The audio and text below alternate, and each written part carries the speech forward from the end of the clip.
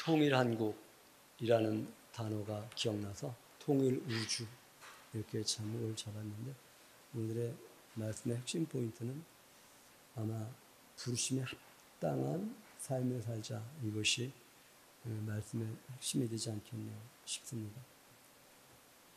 바울은 그리스도의 비밀을 깨달았습니다. 그 비밀이란 그리스도 안에서 하나님의 상속자 되는 것이라고, 하나님의 복이신데 그 하나님이 주신 복이 신령한 복이고, 하나님의 아들 되게 한, 하나님의 거하신 처소 되게 하심, 또 하나님과 함께 하나님의 상속자 되게 하심, 그리고 하나님과 한 몸이름, 이러한 신령한 복을 주셨고, 그것이 그리스도 안에 있는 비밀이었다는 것을 바울이 깨달았다. 이 비밀이 아직도 비밀 상태로 머물러 있는 사람이 있고, 이 비밀이 이제는 드러났기 때문에 더 이상 비밀이 아닌 사람들이 있습니다.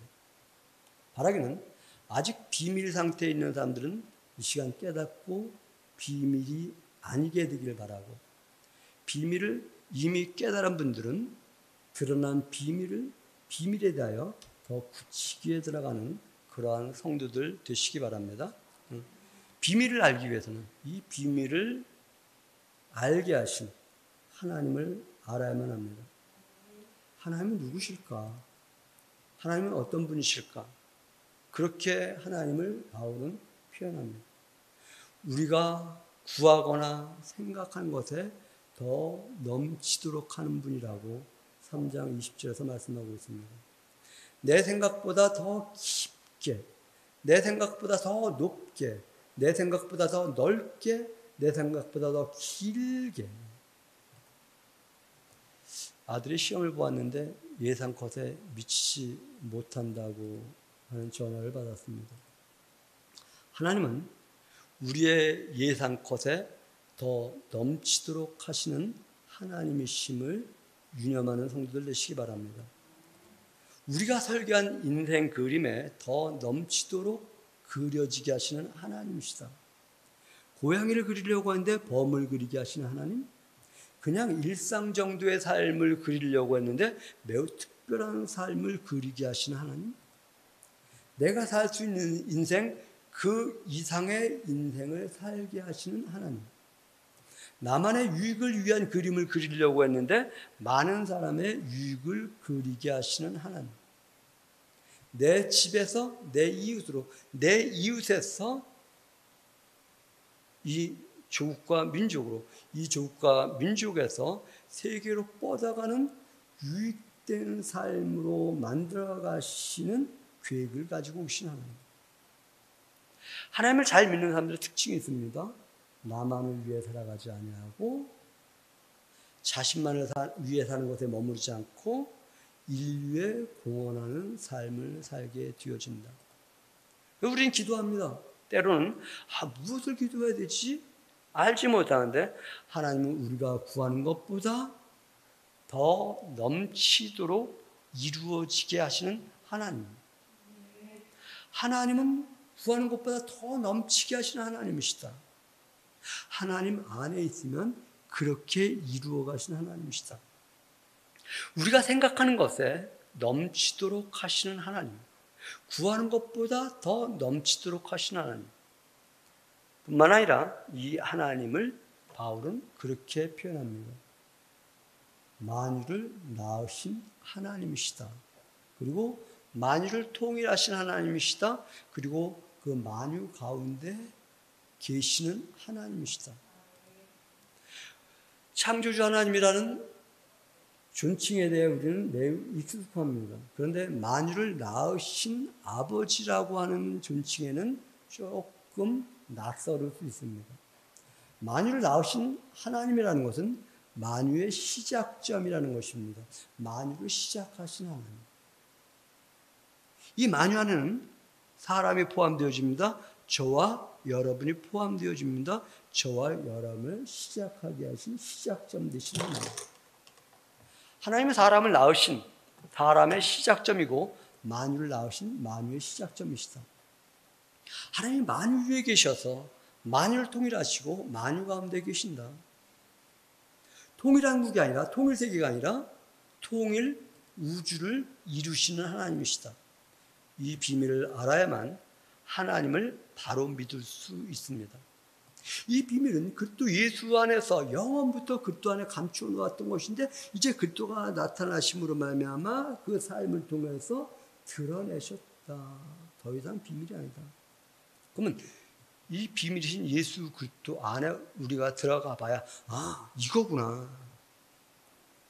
예수님 그는 누구신가? 힌두교도였던 간디 선생께서 그렇게 말씀하셨다고 하죠. 모든 종교의 다이아몬드는 산상수훈이다. 모든 어록 중에 가장 빛나는 어록은 산상수훈이라고 하는 것입니다. 행복하라 가난한 자여. 하나님의 나라가 그들의 것이다.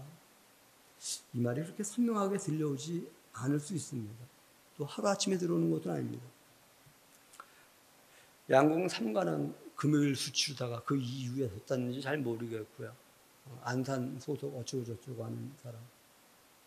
어떻게 썼냐고 하니까 그렇게 썼다고 하죠. 쫄지 말고 대충 써. 아마 유명한 말 될 것 같아요. 무슨 말인가요? 자기 자신에게 주문한 것이죠. 집착하지 마. 집착하면 몸 굳어. 있는 그대로를 내가 표현하면 돼. 대충 쏜다고 아무데로 쏘는 것도 아니죠. 내가 지금까지 준비한 그대로 편안한 마음을 가지고 평안의 맨줄로 성령이 하나 되게 하신 것, 그것을 내 마음에도 표현해가는 거야. 이런 거 아닐까요?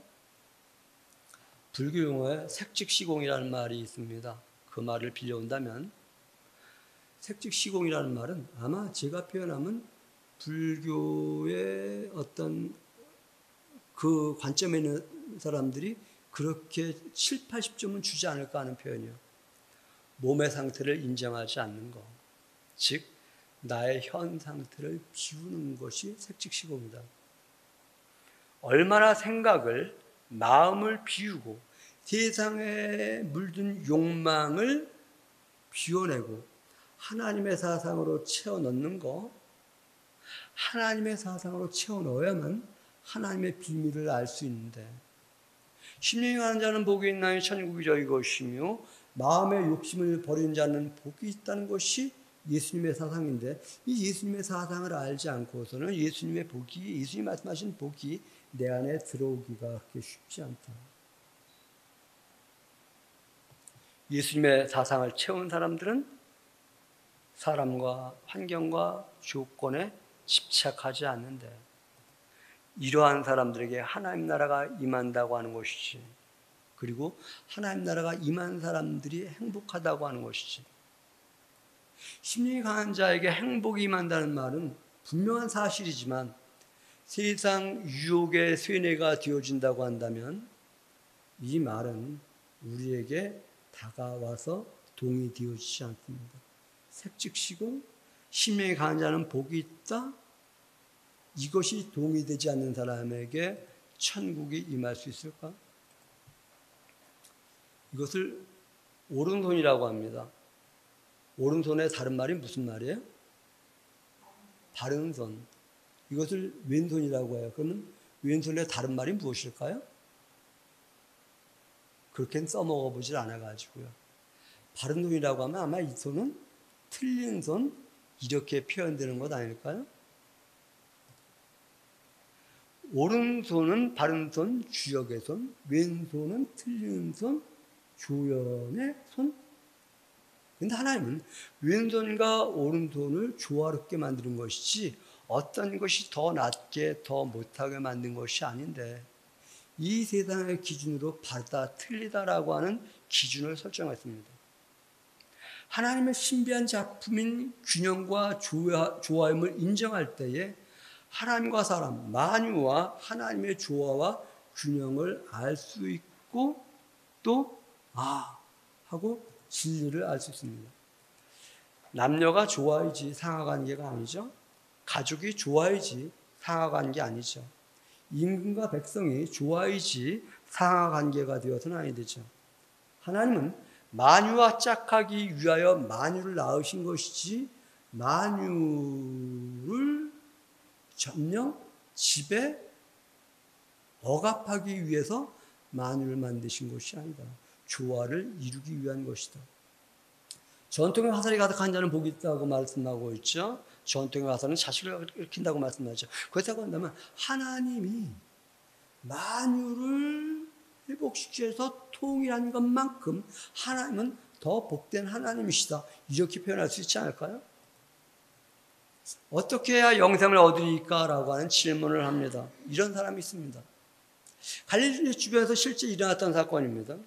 권력과 재력을 갖춘 사람이 예수님에게 찾아와서 말을 합니다. 어떻게 하면 영생을 얻을 수 있습니까?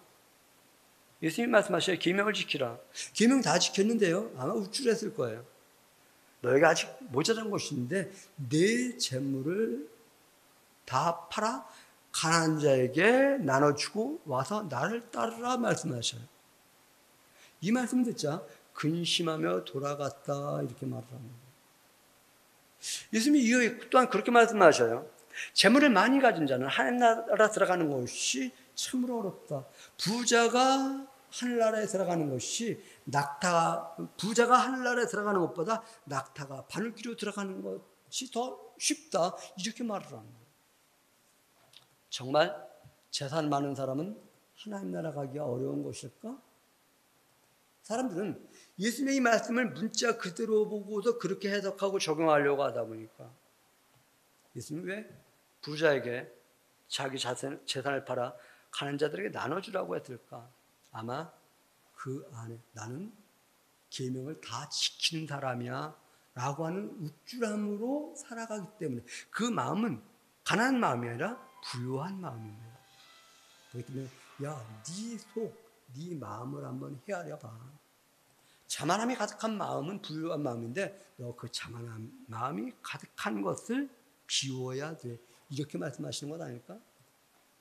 하나님은 아들에게 집착하는 아브라함에게 이렇게 말을 합니다. 내 독자 이삭을 모리아산에 가서 내게 번제로 드리라.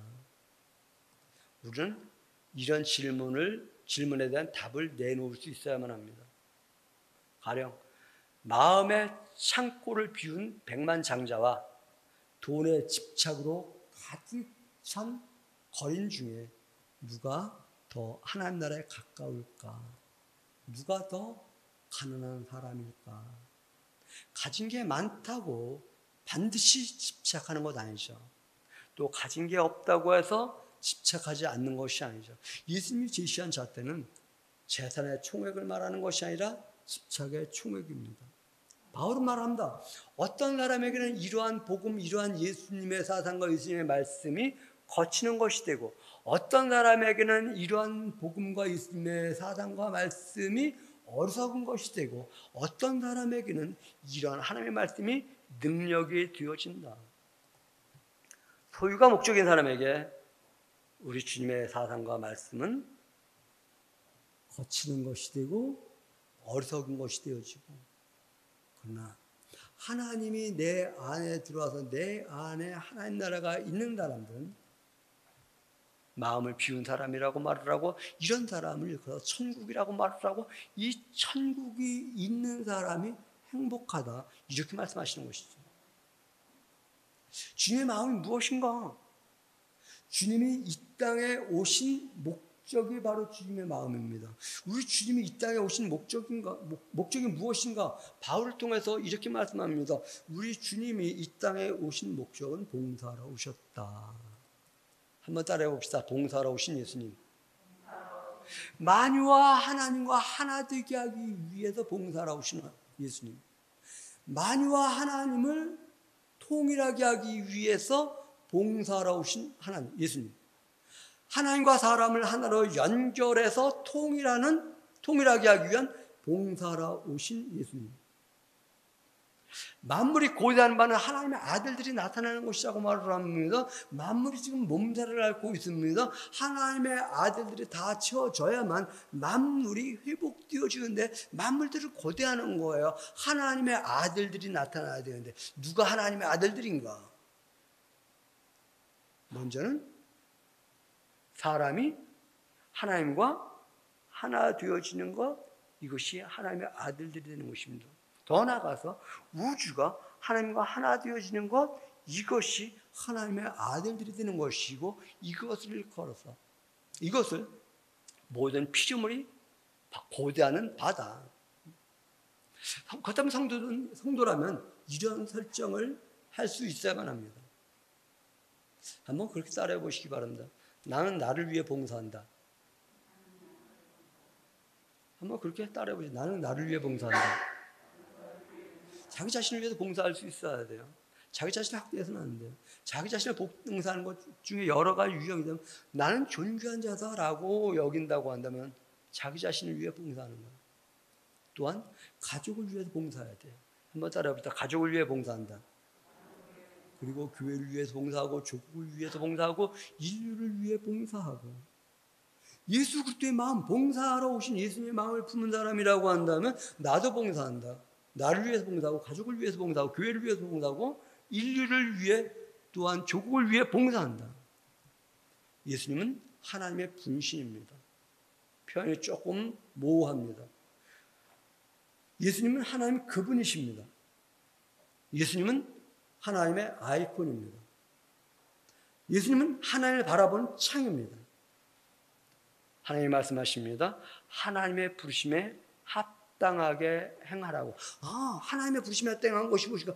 예수님을 보니까 이것이 바로 하나님의 부르심에 합당하게 살아가는 거구나. 하나님의 부르심이 무엇이라고요? 우리가 염두해야 될 것이 있습니다.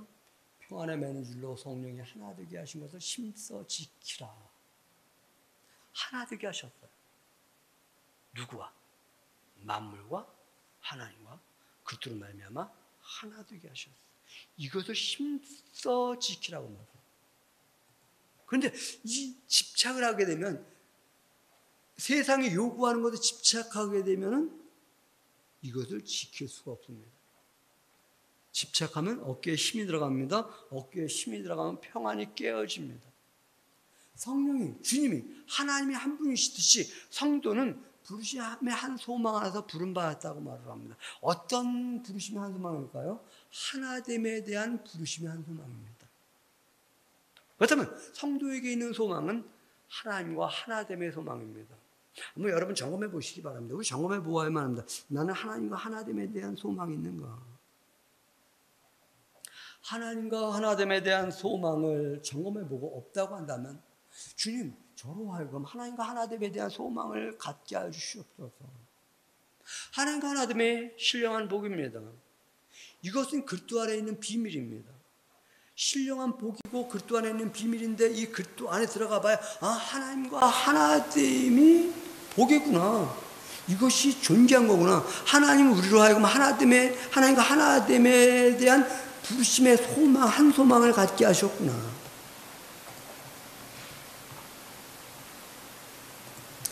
다시 한번 강조해 봅니다. 무엇을 누구와 하나 되게 하셨는가? 하나님은 만유와 하나 되게 하셨다. 그렇습니다. 이것이 그리스도 안에 감춰진 비밀입니다. 바울은 이 비밀을 깨달았다고 말합니다. 그래서 디모데후서 가면 크도다 경건한 이 비밀이여 이렇게 말해요. 무엇이 경건함입니까? 여러분, 무엇이 경건함일까요? 이것보다 더 경건함이 있는가 한번 생각해 보셔요. 하나님과 하나됨보다 더 경건함이 있는가 한번 보셔요. 크도다 이 비밀이요. 이 경건함의 비밀이요. 이렇게 말해요. 하나님과 하나됨보다 더 큰 비밀이 없는데 이 비밀을 나는 깨달았다. 바울은 이렇게 말하고 있는 거예요. 그렇기 때문에 바울은 갇혀서도 기뻐하는 거예요. 만유를 통일하시고 그 만유 안에 만유 가운데 계신 하나님, 그 만유 안에 내가 있는데 내 안에 계신 하나님을 알기 때문에 갇혀서도 기뻐하고 감사할 수 있고, 통일은 하나됨에 대한 다른 언어입니다. 바울을 통해서 하나님은 분명히 말씀하십니다. 만유를 통일하셨다고. 사람은 만유에 속해 있습니다. 사람과 하나님을 통일하셨다고. 하나님과 우주의 모든 것이 하나 되는 것. 하나님은 하나 되게 하시는 하나님이시다. 한번 그렇게 말해 보시기 바랍니다. 하나 되게 하시는 하나님. 참으로 신비한 이야기입니다. 어떻게 하나님과 하나를 이루는가? 어떻게 감히 하나님과 하나를 이루는가? 우리 성현 씨가 엄마와 하나가 될 수 있나요? 한 가족이라고 하는데 엄마는 어른이고 상전이고 아들은 아래지 뒤에. 그런데 하나입니다. 마치 자식이 아빠와 하나 될 수 있듯이 하나님이 이렇게 말씀하십니다. 우리 주님이 이렇게 말씀하십니다. 아바 아버지라 부르라고요. 아바 아버지가 무엇이라고 표현을 했었나요? 친근한 아버지, 친근한, 매우 친근하게 아버지 이렇게 부르십니다. 거리감 있는 아버지가 아니라 하나됨으로 말미암아 매우 친근한 아버지. 하나님과 하나를 이루는 이러한 비밀의 믿음의 신비를 간직하는 것. 하나님은 어떻게 하나 되게 하셨는가를 또 질문해 보아야만 합니다. 펌프질을 상상해 봅니다. 내려오셔서 바람 빠진 만유의 펌프질을 해서 충만하게 하신 하나님. 내리셨다가 올라가셨다고 8절 9절에서 말씀하십니다. 사로잡혔던 자들을 사로잡으시고 무엇? 세속 욕망에 사로잡혔던 자를 사로잡으셔서 심령이 가난하게 하신 하나님. 그리고 그들에게 선물을 주셨다 말씀하셔요. 어떤 선물일까? 한번 따라해 봅시다. 너는 내 아들이라. 너는 내 처소라. 너는 내 집이다. 따라해 보세요. 너는 내 집이다. 너는 나의 상속자다. 너는 나와 하나다. 그러니 이에 합당한 삶을 살라. 나만을 위해 살던 가치관에서 서로를 위해 살아갈 수 있는 가치관으로 살아가는 것. 나만을 위해 살아가려고 하다 보니까 불공정한 사회였는데 이제 서로 함께 살아가는 사회를 만들어 가려고 하다 보니까 공정한 사회가 되어지는 것. 이렇게 가치관을 바꾸어 놓으러 오신 예수님의 사상을 받아서 맞아, 우리도 이런 삶을 살아야 되는 거야. 사로잡혔던 자들 무엇이요? 나만을 위하여 세상 욕망에 잡혀 살아갔던 자들, 거기에 사로잡혔던 자들 다로 사로잡으셔서 선물을 주셨다. 이렇게 말씀하십니다. 내리셨다가 올라가셨으니 10절이죠. 만물을 충만하게 하기 위하여 내리셨다 올라가셨다. 세상에는 모든 곳을 충만하게 하기 위해서. 충만하다는 것은 다른 언어로 제 기능을 다한다 이렇게 말할 수 있을 것입니다. 하나님 만드신 그 기능을, 원 기능을 제대로 할 수 있게끔 하기 위해서 내리셔서 그 일을 하신 것을 다른 말로 봉사하셨다. 오래전에 그런 표현을 자주 썼었는데요. 하나님은 망가진 것을 고쳐 쓰시는 하나님이시다. 할렐루야? 망가진 것을 버리시는 하나님이 아니라 고쳐 쓰시는 하나님이죠. 우리 유진수 권사님, 지연이가 망가졌어. 그럼 버릴 거예요? 고쳐 쓰실 거예요? 버릴 거라고? 아, 고친다고요. 그럼 하나님은 우리가 망가졌을 때 우리를 버리셔요? 고치셔요? 버린다고 한다면 사람한테 못하는 하나님으로 지금 만드는 거예요. 사람도 자기 자식은 하물며 자기가 낳은 자는 버리는 것이 아니라 망가져서 고쳐 쓰는 것이 지극히 당연한 본성인데, 하나님이 낳은 만물, 우주, 그 안에 저와 여러분도 있죠. 망가졌어. 그럼 이것도 고쳐 쓰시기 원하시는 하나님이시죠. 고쳐 쓰시는 하나님이시지 버리시는 하나님 아니시다. 이 말 속에는 저와 여러분을 고치시는 하나님이시지 펌프질해서 충만하게 하시는 하나님이시지 재기능하게 하시는 하나님이시지 버리시는 하나님이 아니시다. 부르심에 합당한 삶을 산다는 것은 그때의 몸을 세우기 위해서 주신 직분대로 살아가는 것입니다. 하나님이 각각 여러분과 저에게 주신 사명이 있어요. 직분이 있어요. 어떤 사람에게는 사도로, 어떤 사람은 선지자로, 어떤 사람은 복음 전자로, 어떤 사람에게는 교사로, 어떤 사람은 목사로. 몇 절에 있는 건가요? 몇 절에 있어요? 그런데 그것을 하게 하는 것은 봉사의 일을 하기 위함이다. 그때 몸으로 하나 되게 하기 위해서 그 일을 하신다. 성도가 살아가는 방향성은 그리스도의 몸을 온전케 하기 위함, 그리스도의 처소됨이, 그리스도 하나됨이, 그리스도의 몸과 하나됨이 바로 그리스도의 몸을 온전케 하는 것. 하나 되게 하기 위하여 하나님의 아들을 보내셨고 우리를 부르셨고. 그리스도의 몸의 특징은 무엇일까요? 성도를 온전케 하고 온전케 하기 위하여 봉사의 일을 하는 것이 그리스도의 몸의 특징입니다. 그래서 그리스도의 몸을 받은 사람, 그리스도의 몸을 믿는 사람들 역시 온전하게 하고 온전하게 하기 위한 봉사의 일을 하고, 성도를 온전하게 하기 위한 봉사의 일을 하는 것이 부르심에 합당한 삶을 사는 것이다. 자기만을 위해 살아가는 가치관에서 봉사의 일을 하는 것이 부르심에 합당한 삶을 사는 것이다. 우리 주님이 이 세상에 내려오신 것은 세상을 위한 봉사자로 오신 것인데, 그리고 오르시면서 우리를 부르셔서 이 봉사자의 삶을 살라고 하신 것인데, 그렇다면 한 주간 우리는 그 누군가를 위해 봉사해 보아야만 합니다. 나 자신을 위해서 봉사해야 되고요, 가족을 위해서 봉사해야 되고요, 이웃을 위해서 봉사해 보아야만 합니다. 나 자신을 위해서 봉사하기 위하여 맛있는 건 만들어 먹어보는 거예요. 만들어서 가족을 먹여보는 거예요. 이웃을 먹여보는 거예요. 그리고 더 많은 사람들에게 먹여보는 거예요.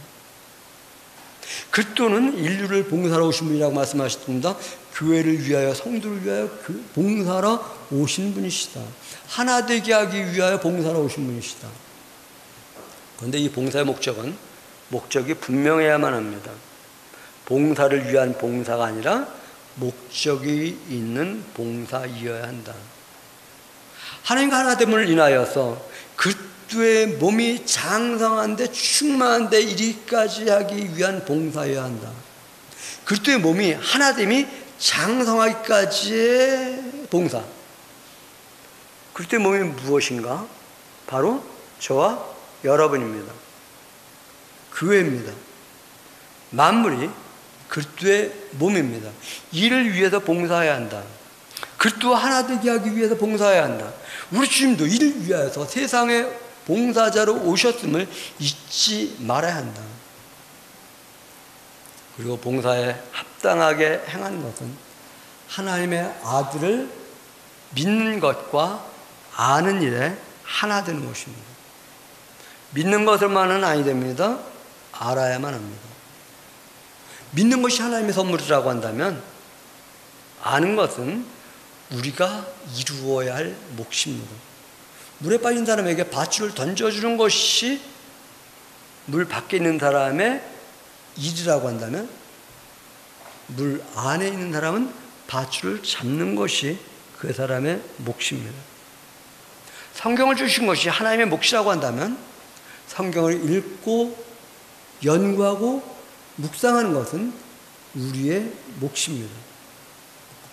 우리는 생각해 보아야만 합니다. 생각과 감정이 둘인가 하나인가? 둘일 때는 온전한 장성한 분량에 이르지 못합니다.